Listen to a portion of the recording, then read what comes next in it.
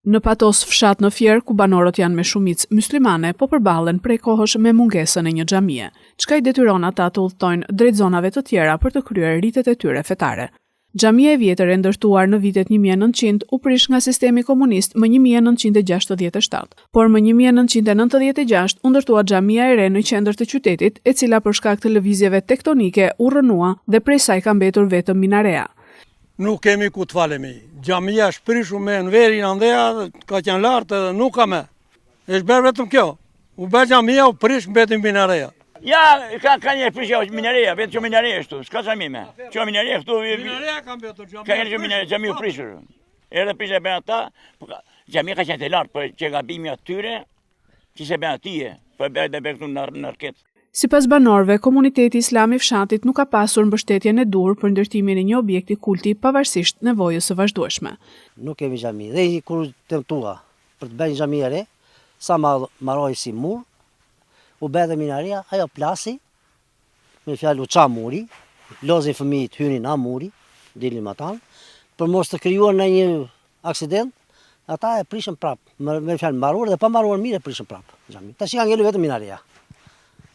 Edhe sot Patosi fshat s'ka asnjë xhami ku drejt të bëj atë ritmi që si thon ato. Atë sa banor bëhet? Patosi fshat. Shkoni për të kryer. Po, ne nuk shkojmë as në vend, jemi bërë rreth 1800 banor, sot mund të jemi te gjysma.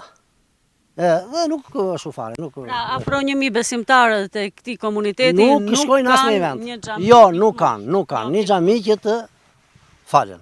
I pyetur për këtë problem, muftiu i xhamisë Fier, Mikele Hazizolli, ka pohuar se çështja mund të zgjidhet, por fillimisht është e nevojshme që vetë banorët të organizohen, të mbledhin firmat dhe të paraqesin një kërkesë zyrtare për ndërtimin e xhamisë, pasi kjo kërkesë nga ata nuk është bërë. Ndërkohë banorët thonë se sheshi i fshatit ku ndodhet minareja duhet të pastrohet nga rrënojat e shkollës së vjetër dhe të kthehet në një hapësirë ku besimtarët mund të kryejnë ritet fetare. Tash e shoj vendin, të çoj dy shtole, ta shtoj me cimento.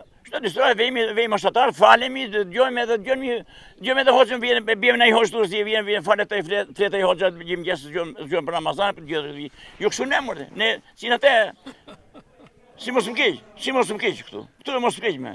Megjithatë, deri më tani një kërkesë e tillë nuk është dorëzuar për ndërtimin e një xhamie të re, çka ka bërë që situata të mbetet e pazgjidhur dhe besimtarët të vijojnë të përballen me të njëjtat vështirësi.